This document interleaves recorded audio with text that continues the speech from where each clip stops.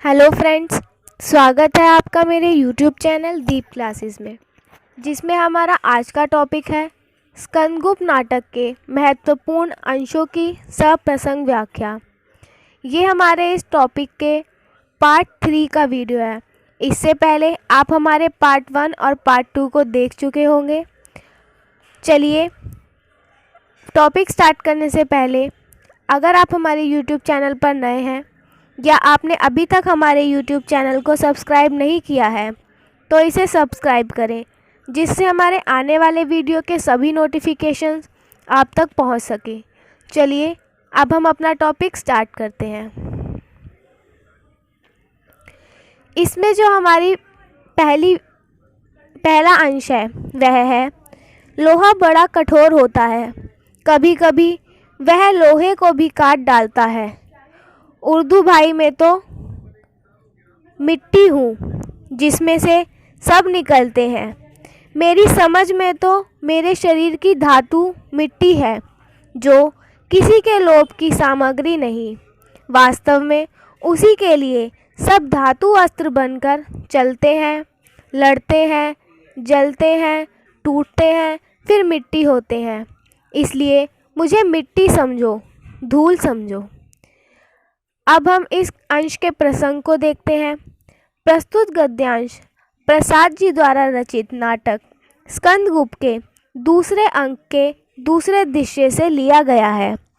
भारत की यात्रा के लिए आया सिन्हल द्वीप का राजकुमार धातुसेन भारत के प्रति अगाध सम्मान रखता है। वह जिज्ञासु, विनम्र, विवेकशील नवयुवक है।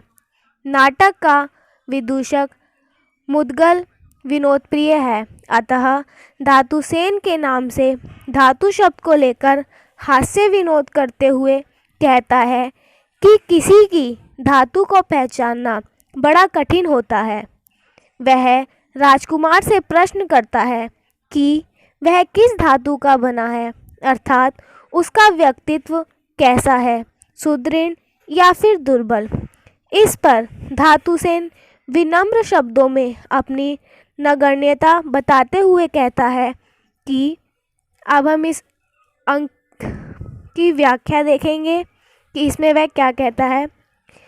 वह कहता है कि बंधु, ना तो मैं स्वर्ण का बना हूँ और ना सोने का। मैं लोहे की तरह कठोर नहीं हूँ। मेरा हृदय पत्थर या लोहे की तरह ना तो कठोर है और ना सुदृढ़ है। फिर लोहा लोहे को काटता है। मेरा स्वभाव कूटनीति, छल कपट द्वारा दूसरों में परस्पर विद्वेष पैदा करके उन्हें आपस में लड़ाना और उनकी शक्ति को क्षीण करना भी नहीं है। मुझ में ना सोने की चमक है और ना लोहे जैसी कठोरता। मैं तो स्वयं को साधारण व्यक्ति मानता हूँ, अतः मेरी तुलना यदि करना चाहो तो मिट्टी से कर सकते हो।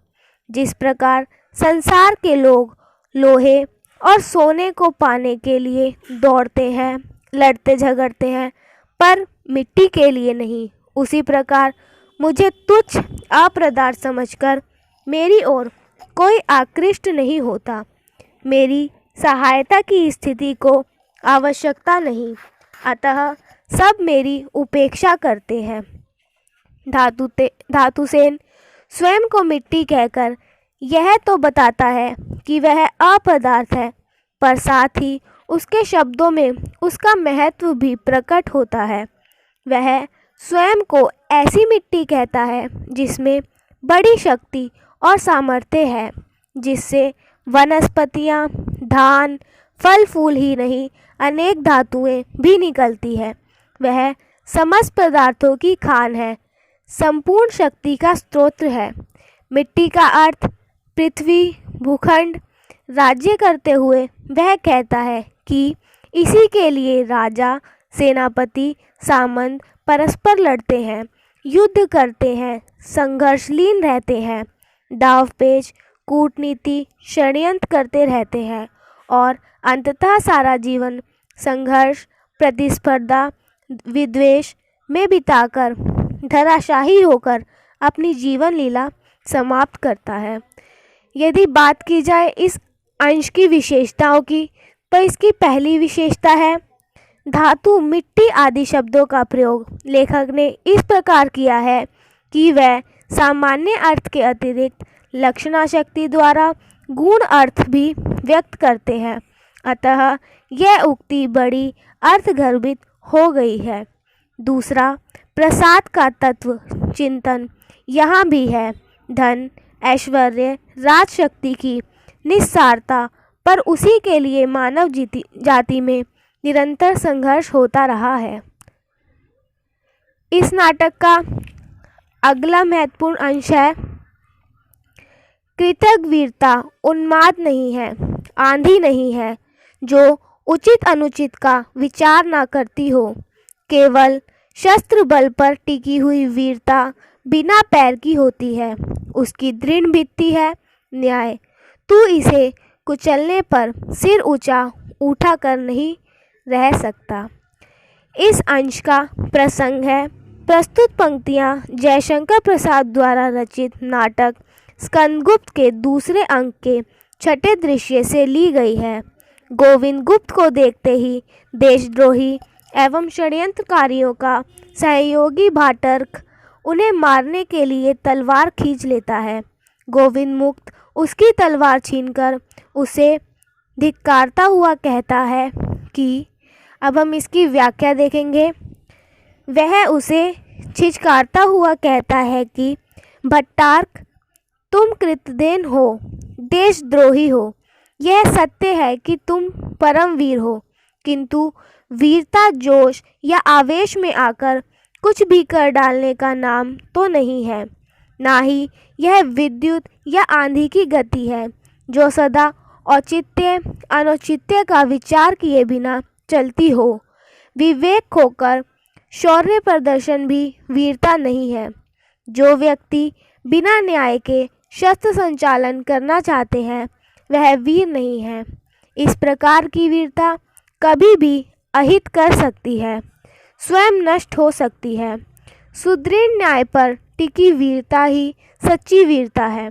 इसी के आधार पर वास्तविक शौर्य का प्रदर्शन किया जा सकता है। भट्टार्क, तू अन्याय पथ पर चल रहा है। तू कभी भी सम्मान के साथ जीवित नहीं रह सकता। यदि तूने न्याय को कुचलने का प्रयास किया तो तेरा अस्तित्व ही समाप्त हो जाएगा। अब हम इस अंश की विशेषताएं देखते हैं। इसकी पहली विशेषता है सच्ची वीरता का आधार न्याय बताया गया है। अन्यायी का अस्तित्व स्वयं ही समाप्त हो जाता है। दूसरा, गोविंद गुप्त सच्ची वीरता एवं न्याय में विश्वास करने वाला व्यक्ति है।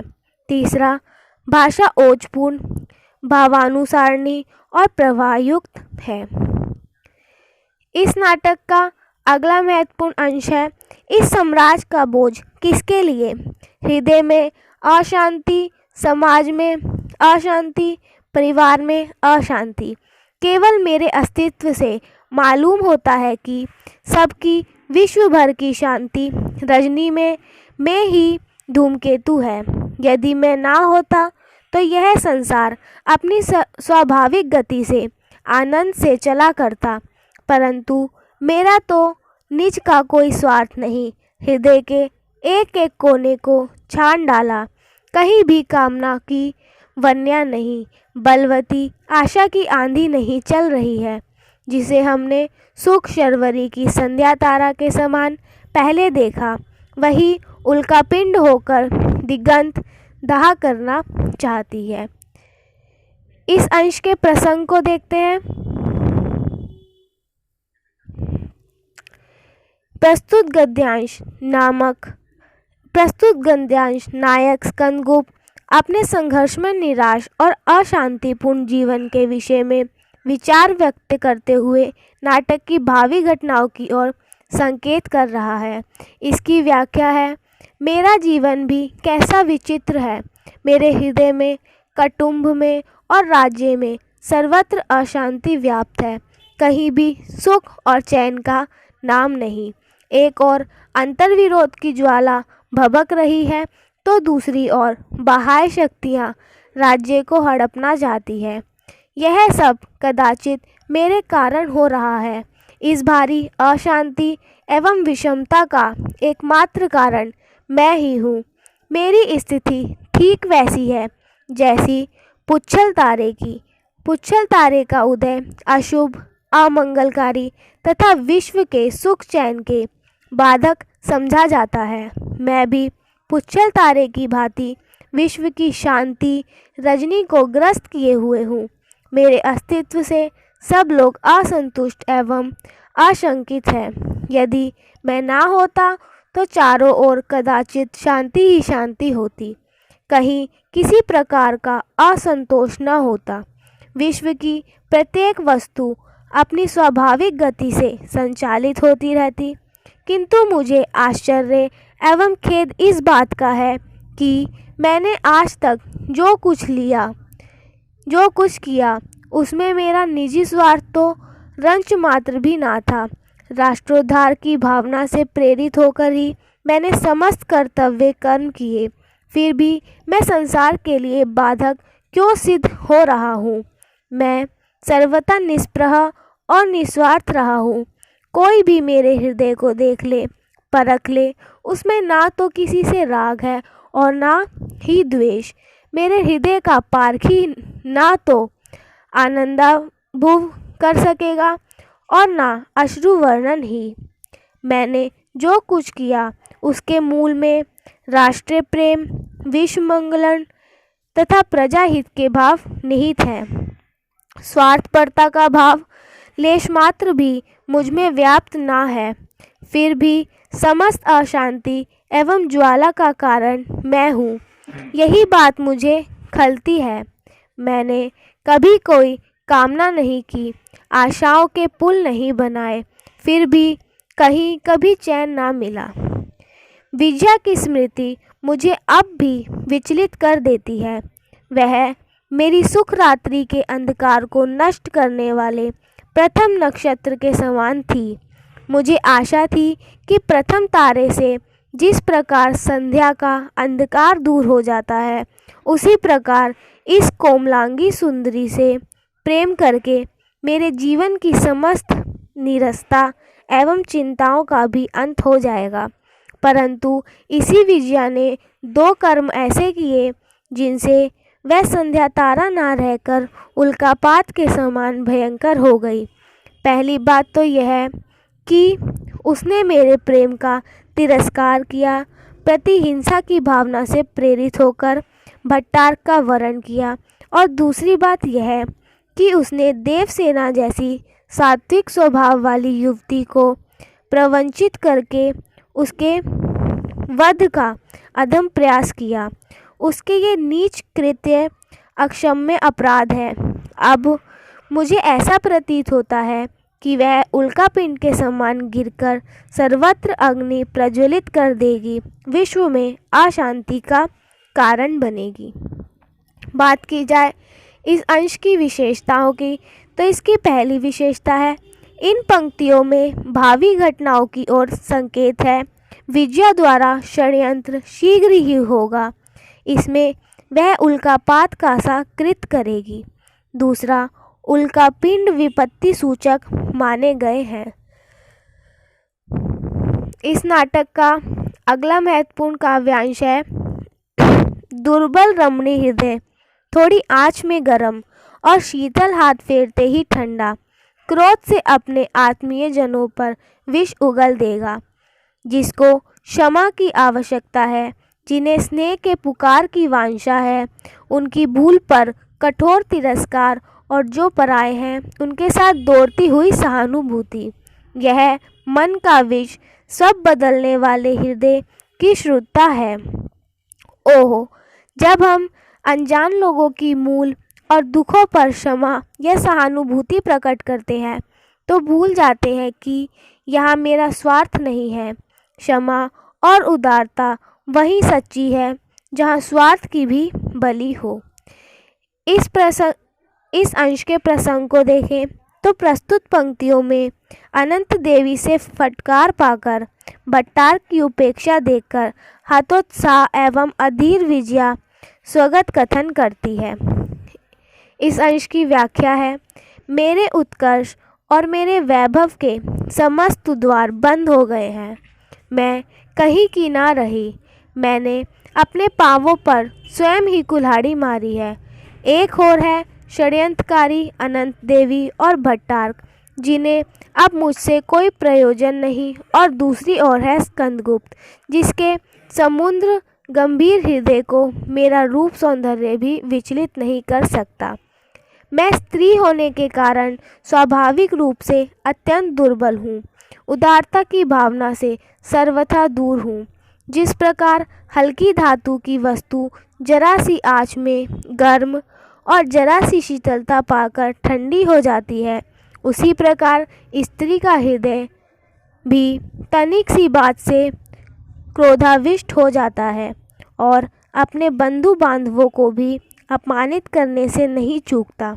वस्तुतः स्त्री का कर्तव्य है कि वह आत्मीय जनों की तुच्छ भूलों को क्षमा करके अपने चित्त को शांत रखे और किसी प्रकार की वैमनस्यपूर्ण स्थिति का निर्माण न होने दे।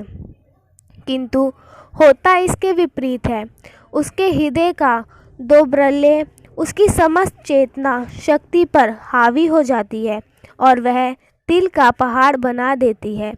अपने को अपमानित एवं कलंकित करने के लिए दूसरों के प्रति उदारता एवं सहानुभूति प्रदर्शित करने लगती है। प्रतिहिंसा की ज्वाला इतने वेग से उसके व्यक्तित्व को आवृत कर लेती है कि वह असत को सत्य समझने लगती है। विजया ने भी ऐसा ही किया। प्रतिहिंसा की भावना से प्रेरित होकर उसने देवसेना और जयमाला जैसी उत्तम चरित्र की महिलाओं का ससर्ग त्याग कर अनंत देवी जैसी दुष्चरित्रा का साथ दिया। स्कंदगुप्त को नीचा दिखाने के लिए भट्टार्क जैसे पतित का वरण किया, किंतु अब जबकि अनंत देवी से भी इसके संबंध बिगड़ चुके हैं, सिवाय पश्चाताप के कुछ नहीं बचा। अतः वह दार्शनिकों के समान विचार व्यक्त करती हुई कहती है कि सच्ची क्षमा और उदारता तो वही है जहाँ हमारे चित्त में किसी प्रकार का स्वार्थ भाव ना हो।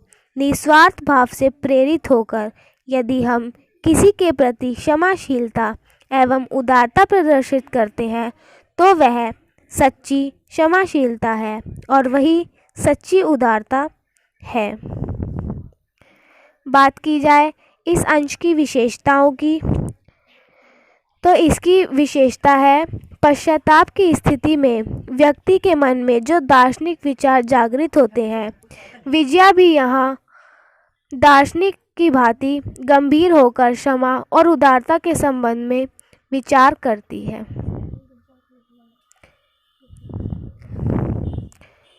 इस नाटक का अगला महत्वपूर्ण काव्यांश है, तुम्हारी पवित्र स्मृति को कंगाल की निधि की भांति छिपाए रहा मूर्ख में। आहा मालिनी, मेरे शून्य भाग्याकाश के मंदिर का द्वार खोल। तुम्ही ने उन्निंदी उषा के सदृश्य झाँका था और मेरे भिखारी संसार पर स्वर्ण बिखेर दिया था। तुम्ही मालिनी, तुमने सोने के लिए नंदन का अम्लान कुसुम बेच डाला। इस अंश का प्रसंग है, प्रस्तुत पंक्तियों में मात्र गुप्त के हृदय की व्यथा व्यक्त हुई है। कई वर्ष पूर्व वह मालिनी नामक सुंदरी के संपर्क में आया था। मालिनी के रूप सौंदर्य ने उसकी चित्रवृत्तियों को इतना झंकित किया कि उसने उसके प्रति आत्मसमर्पण कर दिया था। आज तक वह उसने अपने हृदय मंदिर में देवता की भांति पूजता रहा, किंतु उसी मालिनी को अपनी आराध्या को वैश्या रूप में देखकर उसका हृदय कुरुन कंदल होने लगता है। इस अंश की व्याख्या की बात करें तो इसकी व्याख्या है, तुमसे वियुक्त हो जाने पर भी मैं आज तक तुम्हें प्राप्त करने की साथ लिए बैठा हूँ। तुम्हारी स्मृति मेरे व्यक्तित्व के रोम रोम में व्याप्त थी। मैं तुम्हारी स्मृति को कंगाल की निधि की भांति अत्यंत सुरक्षा पूर्वक संजोए हुए था। तुम्हें मुझे आज मालूम हुआ कि मैंने जो किया वह मेरी भूल थी, मेरी बुद्धि का भ्रम था। तुम्हारी वस्तुस्थिति में मैं स्वार्था अनभिज्ञ रहा। मेरा भाग्य रूपी आकाश सूना था। उस सूने आकाश में उषा के आगमन के समान सर्वप्रथम मुझे तुम्हारे ही दर्शन हुए। जिस प्रकार उषा की लालिमा संपूर्ण आकाशमंडल को अपनी रूपश्री से आलोकित कर देती है, उसी प्रकार तुमने मेरे सूने भाग्य को अपनी रूप सुधा द्वारा फिर से जीवन शक्ति प्रदान की। मैंने तुम्हें आधार बनाकर ना जाने कितनी मधुर स्वप्नों का जाल बुना था। मैंने तुम्हारे रूप सौंदर्य और मदकते यौवन को अपने सूने निराश हृदय का प्रकाश समझ लिया था। मुझे ऐसा प्रतीत हुआ था मानो मुझ निर्धन के संसार में किसी ने स्वर्ण वर्षा कर दी थी। मैं भिखारी की भांति फूला नहीं समाया था, अपने भाग्य पर इतराता था। मैंने अनेक मधुर कल्पनाओं में अपने प्रेम लोक का निर्माण किया था, किंतु मालिनी, स्वर्ण लुटाने वाली मालिनी, तुमने धन ऐश्वर्य के लिए स्वर्ग के नंदन वन के खिले हुए अलौकिक कुसुम के समान अपने कोमल मधुर शरीर को बेच डाला। तनिक से प्रलोभन में आकर तुमने अपने पवित्र मन और दिव्य तन को कलंकित कर दिया। मुझ अभागे को तनिक भी समझने की चेष्टा न की। बात की जाए इस अंश की विशेषताओं की, तो इसकी पहली विशेषता है एक भग्न हृदय प्रेमी के हृदयोगारों का अत्यंत सुंदर चित्रण है। दूसरा, वाक्य विन्यास अत्यंत सुष्ठु बन पड़ा है। उसमें प्रवाह और मार्मिकता के साथ साथ काव्यमयता का तत्व भी पर्याप्त मात्रा में विद्यमान है। तीसरा, सुंदर शरीर के लिए नंदन का अम्लान कुसुम प्रयोग अत्यंत सार्थक और उपयुक्त है। फ्रेंड्स, आज का हमारा टॉपिक यहीं ख़त्म होता है, जिसमें हमने स्कंदगुप्त नाटक के महत्वपूर्ण अंशों की सप्रसंग व्याख्या जानी। अगर आपको हमारा ये वीडियो पसंद आया हो तो वीडियो को लाइक एंड शेयर ज़रूर करें और हमारे चैनल को सब्सक्राइब करें।